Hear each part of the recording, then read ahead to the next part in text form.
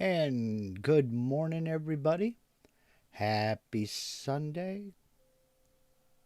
Glad to have you join me. This is the portion of the show where we let all the notifications go out.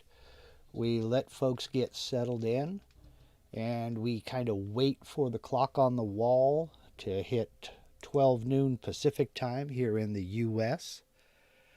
And we just kind of take a break, chill out, let everybody get assembled. We have a good crowd already going over here in the live chat. We thank you very much for joining us.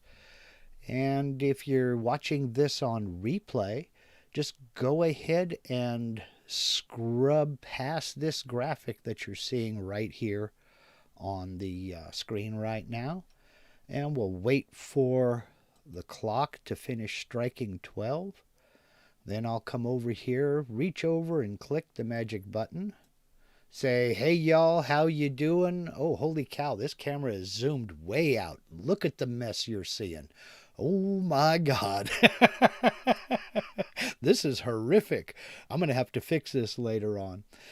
Jeez, what a mess. Yeah, now you see my mess in all of its glory. I've got too much junk in too small of a room.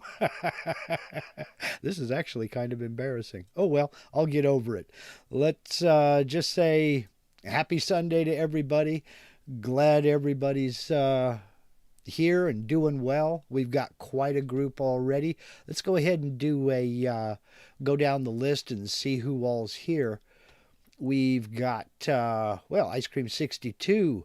Chad Garcia. Yeah, it's been a while. Long time no see. Rob Lemke. We'll get to your question in just a few minutes here. Frank P. Isle Peleg checking in from Israel. Let's see. Jeff Rozak in Florida. And let's see. John Howard from Martinsville, Indiana. How you doing today? Dave Kraus checking in from Michigan. Mr. Michael Mazalik checking in from Pennsylvania there. Lewis Denton in North Carolina, sunny and 65. Well, I wish I could say the same for Southern Oregon, but it's gray and raining, so that's about typical for this time of year. Let's see, Bill Stauffer checking in from Ohio. John Howard. How you doing today, John? Let's see, John Harold. We'll get to your question here pretty quick as well. Let's see, I don't know if I mentioned Paul Stewart, but good morning, Paul. Poppy's Woodshed, that's Mervyn down there in Monroe, Louisiana. Hope you're doing well, Mervyn. Let's see, Steve Neelan from Harneal Media, the man, the myth, the legend, and the sponsor of MarkLindsayCNC.com. If you need a website, Steve is your man. He will hook you right up. And he doesn't charge an arm and half a leg for it either. Very, very good service. Mr. Norm Peterson from my old stomping grounds down there in Reno. Fill it info help last week help with the project. Thank you for that. I'm glad to hear you got it done. Rob Schuster, the man. I wish you would start posting some YouTube videos, Rob. This guy does incredible work. He created a CNC specifically designed to machine on drums. And he posted some pictures over on Facebook, and oh man, is he doing some killer projects. I hope you put them over on YouTube, Rob. I'd love to share that stuff. It's killer. It's absolutely killer stuff. Let's see, Ray Jones from Dickinson, Texas. Let's see, Frank P. Kevin L's checking in from down in South Africa. Sargon Tavor. Hello, everyone. We'll be listening while working. You still busy, Sargon? Wow. You're right. This is your busy season. Kurt Briegel from up north in Wisconsin. Mike Urbani, Mississippi. Let's see. Mark Kulig from Chicago. How you doing today, Mark? Nice name, by the way. Scott Malak. Steve M. Wade Nash down in Southern Cal. Let's see here. Uh-oh, it jumped on me. Where'd it go? Let's back out of there. Back up. Boy, that really did jump. Let's see. David Blackburn, David Pingle in Milwaukee, Warren in Lockport, New York, Jeff in Connecticut, Woody One. Howdy, howdy. Let's see, Mario Medina, how you doing, my friend? William Devlin, stuck in a hotel in Chicago. Well, there are worse places to be stuck. And I say that as a guy who's traveled too much. Oh, let's see. Jason Kelsey, Jeff in Arizona, JMJ Love Dance, Mike Smith, Mr. Dave Gatton, the man, the myth, the legend, and my CNC Obi-Wan. Richard Weiss in North Carolina, Steve Gronsky, Richard Canton in Michigan, Havasaurus Rex, Javier Inzueta down there in Florida, Shauna Marks in Amarillo, Texas. Spent a week in Amarillo one day. First time catching me live. Well, thank you, Shauna. Welcome aboard. Eric Renner in Kansas City. Let's see who else we got here. Tom Miller, Drone Guy 026, Alvin Allison, Sarah and Kyle Turner, aloha. Patrick Linker, and the Woodshop 100 in Lawton, Oklahoma. Oh my God, I went through basic training in Fort Sill in January of 1982. And I can tell you, if you've never been to Lawton, Oklahoma, if you don't like the weather, just wait 10 minutes. It will change. Lawton was pretty, don't get me wrong, but oh man, how you guys deal with that, I just don't know. The weather's totally dependent on which way the wind is blowing. Oh well, anyway, let's get out of that. Today what I wanted to talk about was some of the program options in VCarve, Aspire, and Cut 2D. And when I say program options, I mean the options that are available to change the way the program, the interface looks, how it works with you, and how you work with it. And there are a lot of options that folks don't know even exist that are within these program options. So let me go ahead and bring up Aspire, and we'll do a screen share here. And we'll go ahead and maximize the 2D view, but I'm not really going to be doing much of anything with anything out here. I will show you a couple of things, but not much. The way you access these program options is to come up here under the Edit menu and go down to the bottom, and there is Options. Now, again, these are options that have to do with the operation of the program itself. And you can easily access a page that describes what each one of these options is. And that's available. I'll go ahead and close this. That's available through the Help menu. Then you come down to Help Contents. And from there you can, it'll open up a web page, and you'll scroll down here to come down here to Interface, and then right here is Options Dialog. And within that Options Dialog, it describes everything that each one of these tabs, each one of these areas that you can modify, what it does. But I'm going to go ahead and show you a few of those just to kind of give you an idea as to what you can do. So I'll go back up here into the Options menu. And the first one right up on top here is the tab layout. Now, what that means is, let me close it here. The way I have my program set up is when it first starts up and I have a job, my job set up completed, my drawing tab is open because 99 times out of 100, that's what I'm going to start with. I'm going to draw the design before I ever get into doing any toolpathing. But as you know, you can come over here to the toolpath tab and pin that open so that you have both your drawing and your toolpath tab available to you. Well, you can set that up to where this is how it opens by default as well. And the way you do that is what I just did. Open up your toolpath tab and pin it open. Make sure you have your drawing and your toolpaths pinned open. Then come up here to Edit, Options, and Save Tab Layout. You'll click over here and there's a drop-down menu and it says yes.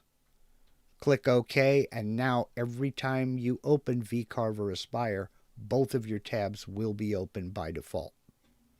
Now, personally, I prefer not to do that. I prefer to have just my drawing tab open. I like to have as big of an area out here as possible, so I tend to not do that.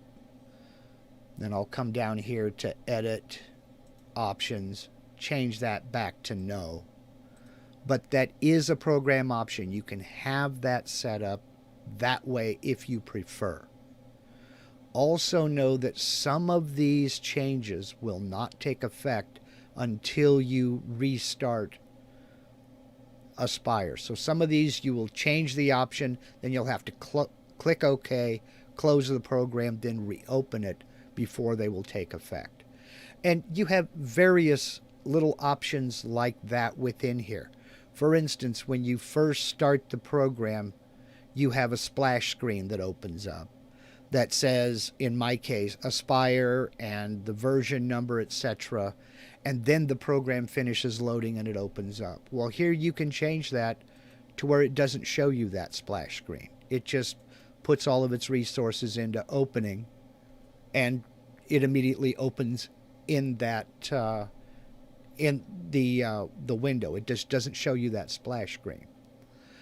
For using in double-sided machining, you can set the color of your project top ruler and the bottom ruler. These are the factory defaults. If you're in a single-sided project here, your default ruler color up here is white. And if you go into double-sided machining, your bottom ruler is this orange color here. Well, if you want to make it a different color, you can get in and change that color here. And it's the same thing with the top side ruler. You can change those colors. When you are in your 3D view, the default right now is this gradient. I'll come back into my options. The default is this gradient. And as you can see, it starts with this darker purple color here and gradually comes down to this lighter color here. Well, if you click off to the side over here, you can change that from a gradient to a solid color or even an image. Then you can change the gradient colors. If you're not much for this blue, you can go with a different color background. And if you change it, you'll click this button over here and you'll select your color from the color wheel. Or you can sample a color, go into custom and choose whatever color you'd like. Now, I don't want to change that, so I'm going to click cancel. But that option is there. If you decide you are not much for this color scheme here in your 3D view and the preview, you can change it. When you're in your 3D view like so, you have the option of drawing your XYZ origin. Now, right now it's set to no, but I'll go ahead and select yes, and I'll have to click OK. This origin point right here is what it's talking about. It shows my X, my Y, and my Z origin. Sometimes I want that, sometimes I don't want that. So I generally leave it turned off, so I'm not drawing the origin. I'll go ahead and shut that off. You also have the option of drawing a material block out here in your 3D view. Right now it's just a flat surface. You can set this to draw the material block, and what it'll do is take your measurements over here in job setup, your width in X, your height in Y, and your thickness in Z, and it'll actually draw that block of material out here in wireframe. Personally, I'm not much for that. I don't really like it, so I don't use it. But there are various different options here that you can change. You can use the color shaded view, which is what I am using now. The color shaded view is, it throws shadows into the preview window as you finish previewing toolpaths. I have no toolpaths to preview, that's why I'm not showing it.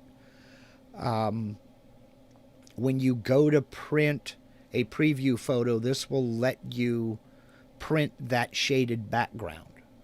I have mine set to no. I'm just not much for it. This one here, it kind of confused me for a minute. Animate the camera moves. I'll go ahead. I have it set to yes, and I'll show you what they're talking about. They're talking about in the 3D view here or in the preview window. I have my drawing plane, my modeling plane here skewed off to one side. If I come back here to go to a straight Z view, that movement is animated. It moves in X, Y, and Z, and it's animated. If I shut that off, you don't see that movement. So let me kind of recant that. Go back into options. Animate camera moves. We'll change that to no. Click OK. And now if I go to a straight Z view, it just does it automatically. There's no animation there. So it's just little things that kind of bother people that you can get in and fix. And there are all kinds of different options in here. But as I said, it's mainly to do with the interface, how it works, and how you work with it.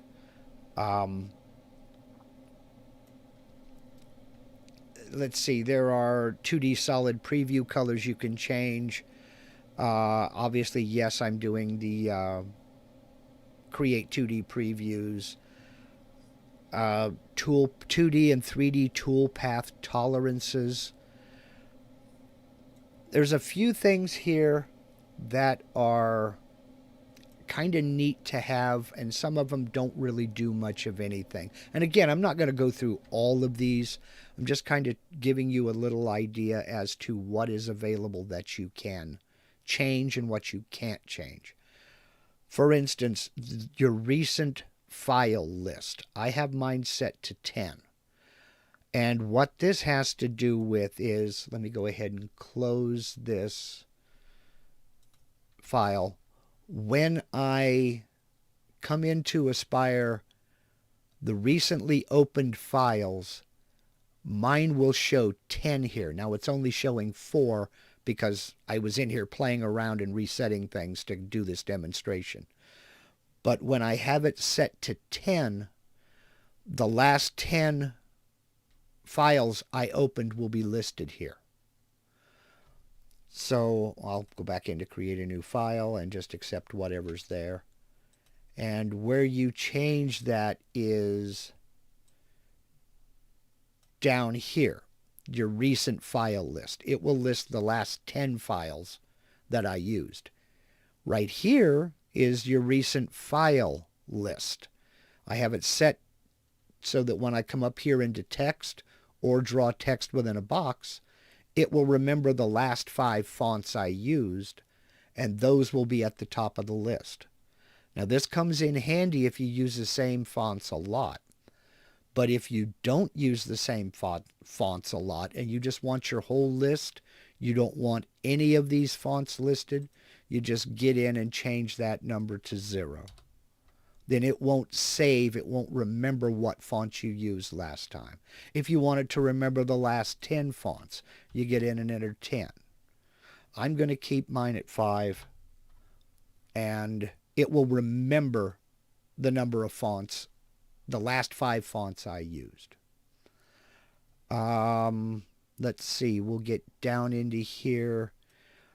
Here are some confirmation choices. And what this is basically, if you're going to VCarve and there are intersections, or there's possibility of intersections that might interfere with that V-carving, it's asking you, what do you want to do? What do you want to do with this? If it detects that you have intersections, what I have it set to do now is ask me what to do. Now I can change that to open the vector validator automatically, or just don't check for intersections. So I want it to ask me, because I may want to go ahead and do it anyway, run that with those intersections. I may want to go back into the vector validator and check it out. But I want it to ask me. I don't want it to do anything automatically. And the same thing with radius offsets and sharp offsets. I want it to ask me what to do. So you can go ahead and get in to your program options. There are a lot of different options in here, and I'm just kind of briefly glossing over them, just to show you that you can get in and change things around on the appearance of the program, how it works with you, and how you work with it. If little things like colors bother you, this is where you go in and make those changes. Now, if you make a change that it turns out you really don't like and you can't remember what it was, or you've made changes and something isn't working anymore, you can come right down here to this button and restore all of your original settings. And it'll set it back to the factory default, the way it came from Vectric. Then you can go in and make individual changes and see how those changes work for you. Just my opinion here, and free advice is worth every penny you pay for it. I would tend to make very few changes at a time. That way, if something messes up, you don't have to go back and use this. You can just go undo that single change to put it back to the way it was before. But if you go through and you make 5 or 6 different changes and then accept them all, now you don't know which change is the one that messed up your display, or how your preview looks, or how your interface works. So I would do probably single changes at a time, work with those changes, and see how they work for you. But it's just a way for you to get into Aspire, VCarve, Cut 2D, and see how you play with it and how it plays with you. So, okay. Are there any questions on using that, the program options, and how to change those options, and how to find that cheat sheet where the explanation of each option is? Are there any questions on that? So let's go back up here and look and see if anybody has made any comments. Let's see.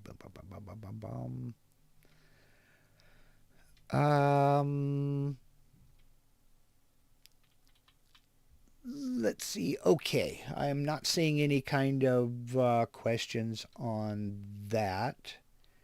And so I'll start up at the top and come down and check the questions that we had before we went live. Let's see. Rob Lemke comes along and says, I have a project that I'm working on. I've merged 3 files. When I go to cut the project, it will cut all 3 files, but miss part of 1 file. When I run the file on its own, it cuts just fine. Only happens when I merge the files. Any ideas what it might be? Okay. I've asked Rob to send me a email through my website, and there's a link down in the description to marklindsaycnc.com. Hit the contact us page and send me a message. I'll reply to that message, kind of telling you what I need from you. I would need some screenshots to figure out what you're trying to do. Now, I've been told that there is right now currently an issue with the merge toolpaths function over on the toolpath tab. So if it has to do with merging toolpaths together, that might be the issue that you're having. Vectric knows about that issue and they're working on a fix right now. So that means there will be an update coming out soon to version 10.5. If that's not what you're talking about, please go ahead and send me an email through my website. You won't be able to attach pictures there in that form, but I'll get back to you and then you can attach pictures to your reply to that one. But I need to let you know what I need.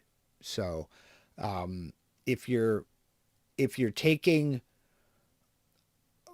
vectors or a file from one file and importing it into a new session and taking vectors from another file and importing them into that same session, there are some steps that you have to take depending upon what you're trying to do.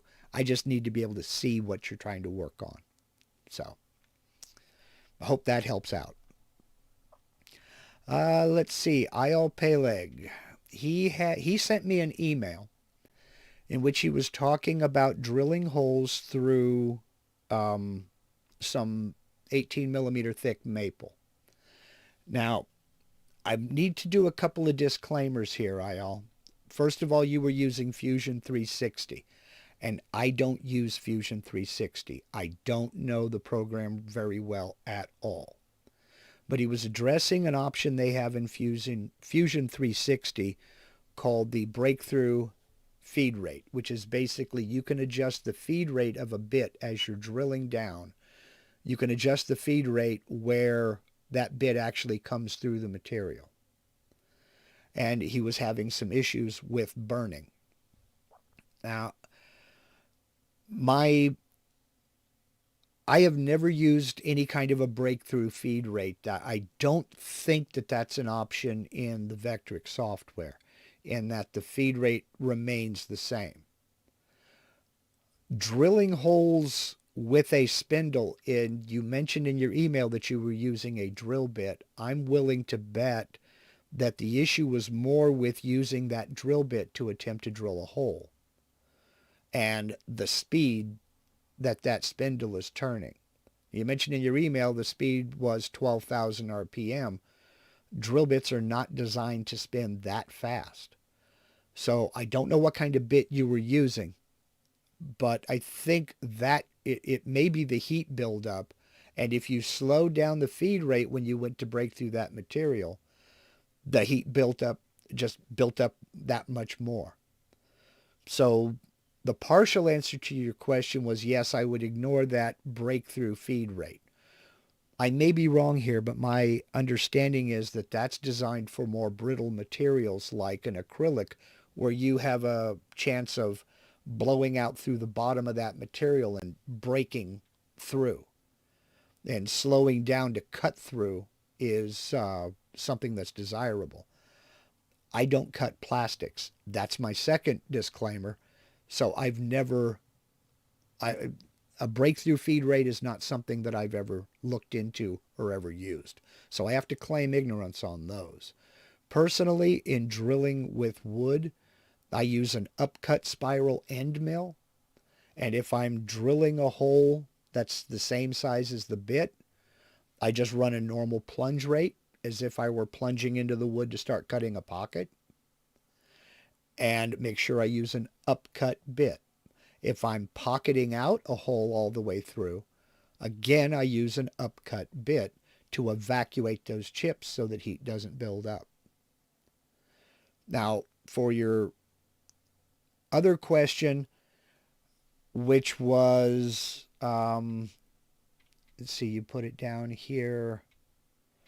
Basically, you were wondering how to learn. Okay, there it is. My main question is how to get to a safe speed and feed zone without either causing a fire nor tool breakage. There's really no cut and dried answer to that. Basically put, I drew all my drilling operations at the same plunge rate that I would for pocketing something out. Use peck drilling to evacuate those chips. Use an upcut bit to evacuate those chips. And that same plunge rate you use for pocketing would be the appropriate plunge rate to use for drilling. I run pretty conservative. And when I peck drill, I tend to keep the pecks the same as the pass depth in the tool database. So generally speaking, the tool needs to evacuate those chips out of there, and because it takes the heat with the chips. That's what I'm getting at. So John Harold wants to know, what episodes have you given that describe modeling, say like a head? The short answer is very few. I've only done a couple of modeling videos, mainly because I'm still learning it myself. And I need to get the process down before I start attempting to show someone else how to do it. So I have very few modeling videos, and I have not done a head, a face, any kind of a portrait like that. I'm working on it behind the scenes, but I'm not there yet. So look forward to that probably later in the new year. So let's see. And I hope that answered your question, Ayal, and I hope that answered your question, John. Let's see. Cruise down here a little bit more, looking for... Okay, Frank P. wants to know, my question is, how do you make a slot/ramp? That's another one that I'm going to be working on this year. We'll be using the fluting tool path to make a angled cut, an angled ramp or slot. I don't have a video on that yet. The short answer is use the fluting tool path. The long answer is yet to come. I just haven't done it yet. I haven't gotten there yet. So let's see. There's a whole bunch of little techniques like that I haven't gotten to yet. So let's see. Let me cruise on down.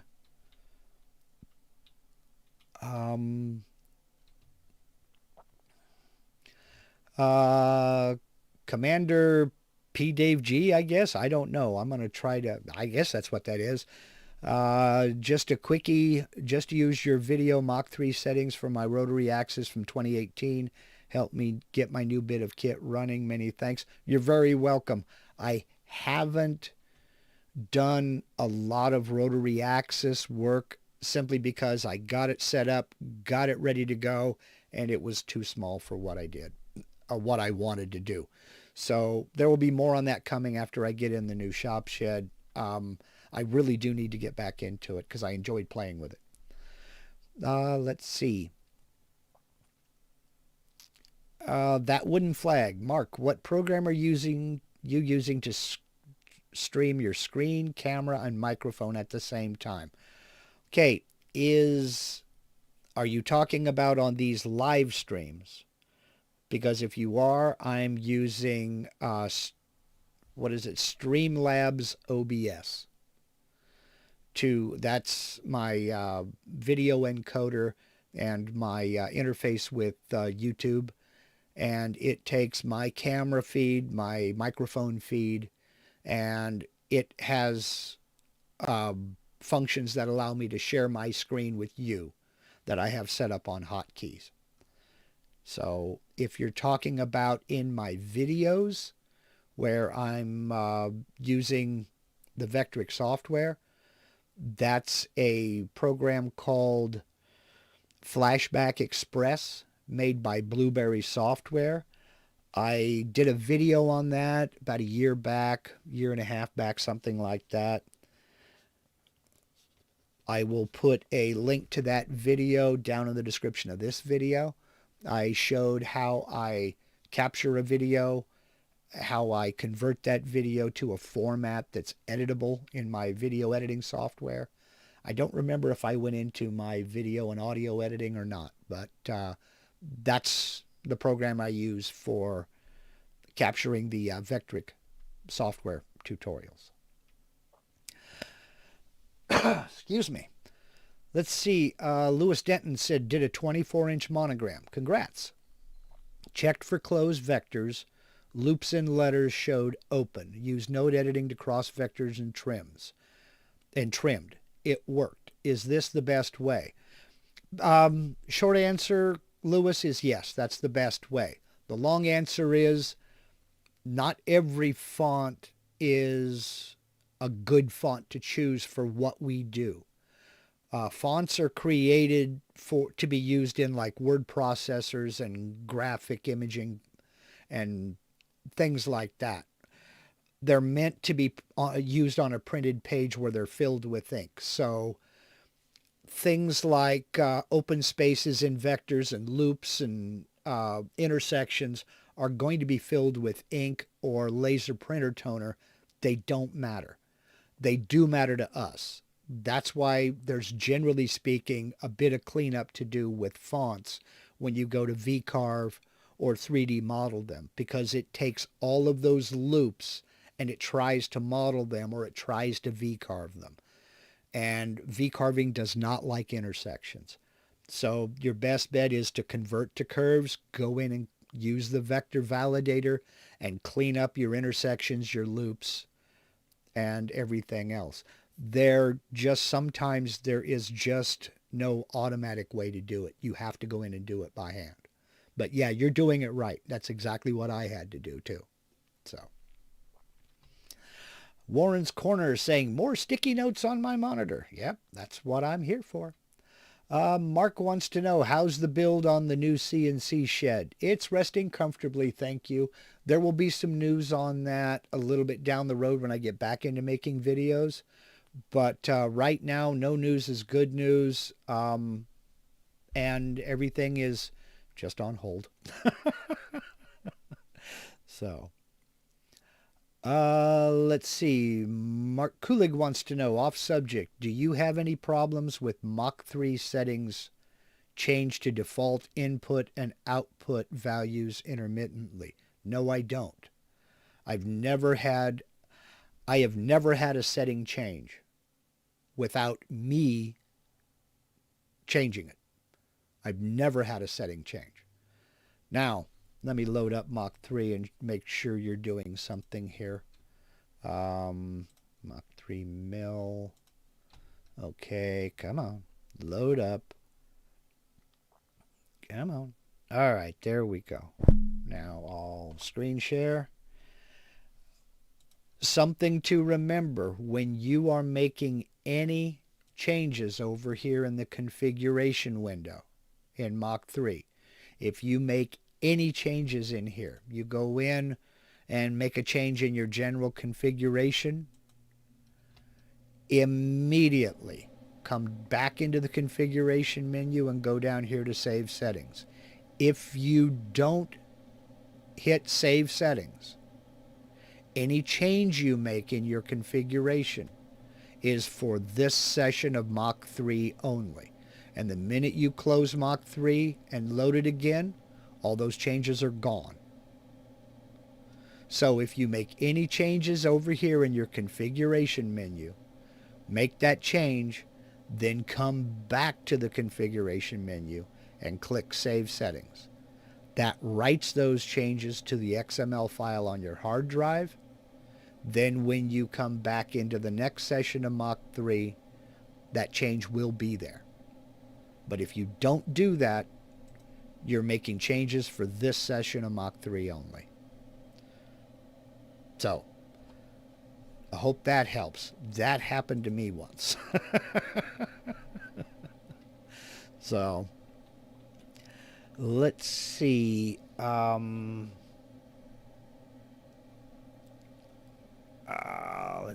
Warren's Corner says, thanks for sending me to the CNC for Beginners Facebook group. Got some great tips for cutting acrylic and my candy canes turn out great. Glad to see that, Warren. Yeah, and that's, if you are new to CNC, there is a group over on Facebook called CNC for Beginners, plural. There's another group that is kind of shaky. Uh, there's some good people over there who'd be more than happy to help. And, it's kind of a tightly run ship. The owner is pretty strict about certain rules, so make sure you read and understand the rules. He is hell on wheels when it comes to commercial posts. People posting, come to my website and buy my plans. That post is going to be gone. And, he really tries to keep the spam down, and he tries to keep it family friendly. It's a very strictly run group, but with 25,000 members in that group, it would be very easy to lose control and it become a free-for-all. And I don't think anybody wants that.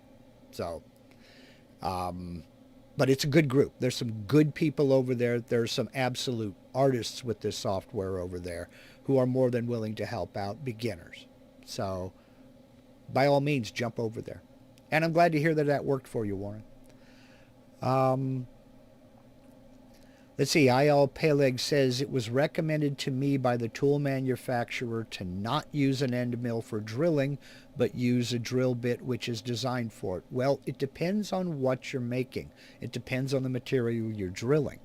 If you're drilling wood, let me put it to you this way. I don't have a drill bit that I've chucked into my CNC. Every hole I've ever drilled has been with an upcut end mill. I've never used a drill bit in my CNC. It doesn't surprise me that a manufacturer would tell you to do that simply because there's another sale. I'm not going to say that that was their motivation. I will say it's perfectly fine to use an upcut end mill to drill with. Now you may not, if you're drilling specific size holes, like for instance, if you need a 1.35 millimeter hole, your odds of finding a 1.35 millimeter bit are pretty slim. So you can use a pocket tool path and a 1 millimeter bit to pocket that hole. But if you have a 1 millimeter bit and you want to drill a 1 meter hole, just make sure it's an upcut drill bit to evacuate those chips and pull that heat out of there. And you can peck drill and be just fine. So I'm not going to say that manufacturer was wrong.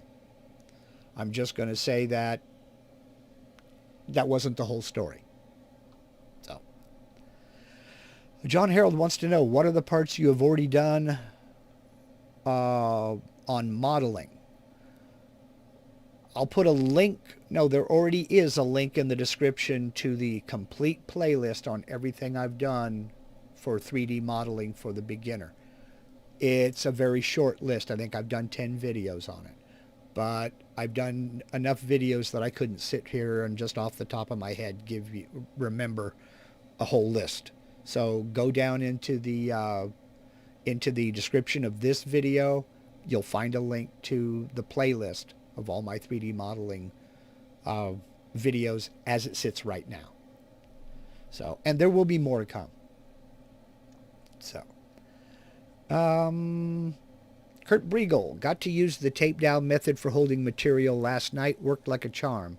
However, my tab creation was a bust. Thankfully, I didn't really need it with the material taped down. I still get a lot of comments on that video, Kurt. And I think I made it like 4 years ago, something like that. Because I used that method for about a year before I ever went public with it.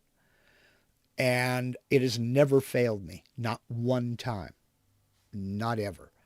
But I still get a lot of comments on, well, all you did was make your own double-sided tape. Well, yeah, but I made double-sided tape that I control. The number one benefit of using the tape and CA glue method is you can burnish the tape onto both sides, onto the spoil board and onto the piece of material. You can't do that with double-sided tape. You can burnish it on one or the other, but not both.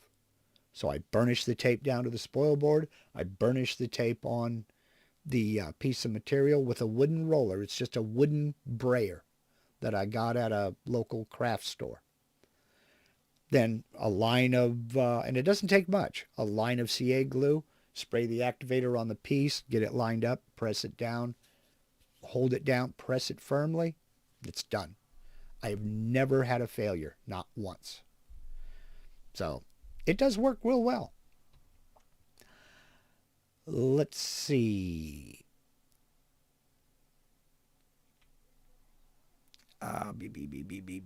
Okay, Richard Weiss says, I have an STL file. When loaded, shows holes in it. The same file viewed in an STL viewer does not have any holes. Any idea where this file is getting corrupted? Okay, I'll put a link to my import STL file video in the description below. You may have some positioning issues, positioning it vertically. So it may be sitting too deep or not deep enough in your material so that when you finish the import, it's reading blank area there and not creating the entire model is what I'm getting at. So I demonstrate that in that video. I'll put a link to my importing STL files video in the description of this as soon as we're finished live here. So let's see. Let me get down here.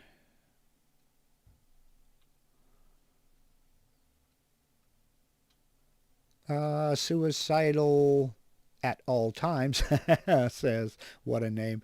Have you set the lower spindle limit in the firmware? I don't know. Are you talking to me or to somebody else? I have, okay, lower spindle limit. Are you talking about for limit switches? I don't even have a lower Z limit switch. I figure I'm going to know when that bit gets down and be able to hit emergency stop before any switch ever kicks in. I do not leave my CNC unattended. So that limit really to me doesn't have any value because depending upon the bit that I have and how much stick out is on the bit, how much of that bit is sticking out of the collet, that collet may bottom out against the material or the CNC table long before it ever reaches a limit switch. And all that's going to do is damage stuff. So I don't even have a Z lower limit switch. So, Alvin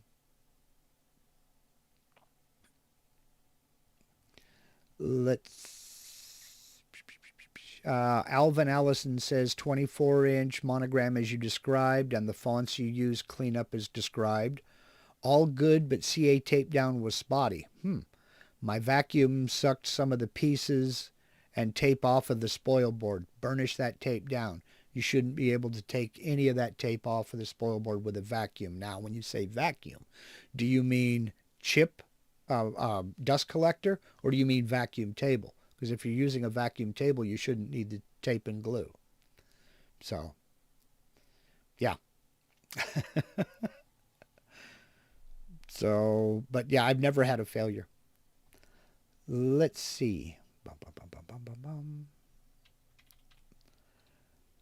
Let's see. Chris Leach says, how do you divide an SVG file into quarters with some idea as to dimensions accuracy? I don't know. I don't work with SVG files. I do all of my drawing in VCarve and Aspire, and if I'm importing an image, I just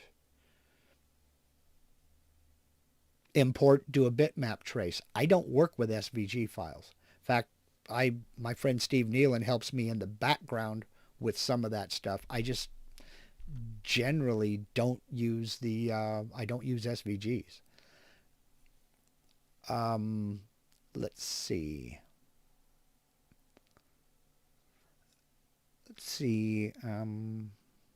I see IL and Chris Leach are trying to get together.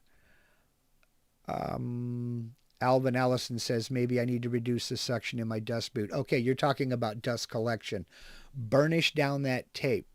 The Unless you have like a 60 horsepower motor on that dust collector, which is attempting to suck the paint off of your walls, it should not be lifting that tape at all. If you've got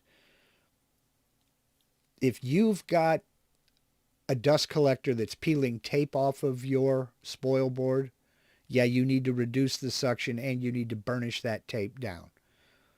Like I said, I use a wooden roller, but I know some people who use a credit card. This is paper. It's one of these things that I get sent in the mail. If you're over 50, you get AARP messages in your junk mail and letters and stuff, and they send fake plastic credit cards, and zip, zip, zip, zip, zip. Use that to burnish down that tape. Okay, let's see. David Duxbury, one of those two, and I butchered your name and I apologize. Not to push the product, but I've been using X-Fasten with great success. Do not need much to hold down the job. I've never used it. I don't know what it is. So I'll have to check into that. Okay, let's see. Mark saying to split an SVG just to guess, try Blender. You could attempt with Inkscape as well. Generally speaking, if you're wanting to divide the vectors, I would, no matter what format you're using, I would get it imported into VCarve or Aspire and get vectors created with it. Whether you can directly import those vectors from SVG, or you're importing the SVG as an image and you're doing the bitmap trace. Once you get those vectors entered, you can divide those vectors. Dividing up and I think I know what for, dividing up an image may or may not work. You can divide those vectors. So let's see. Okay, Alvin says he did burnish about 2 horsepower from Harbor Freight. That's interesting. Try different tape. There's a few tapes that I don't like. I think probably the worst tape I have ever used has been one made by 3M. You would think a name brand would be good. But this was the Green Technology tape, where they were using less paper and made a thinner tape. And it just shredded when you went to peel it off. It was horrific to work with. And in fact, I threw most of that away. So there was no energy savings as far as that was concerned. But it was awful. So I just get blue painter's tape. I tend to buy either Scotch or 3M, and I use that. My spoil board is MDF with a little bit of shellac over it to keep it from swelling. And that's it. Back up, regroup. Not shellac, shellac sanding sealer. It's a stuff by Zinsser called Seal Coat. So, all right, let's see. I'm going to go ahead and call this a video. Good grief, it's been almost an hour. If anybody has any questions on the program options, how to get into them, where to get into them, and what they will control, I will pick another category for next week. I'm not sure what it's going to be, but don't hesitate to reach out to me.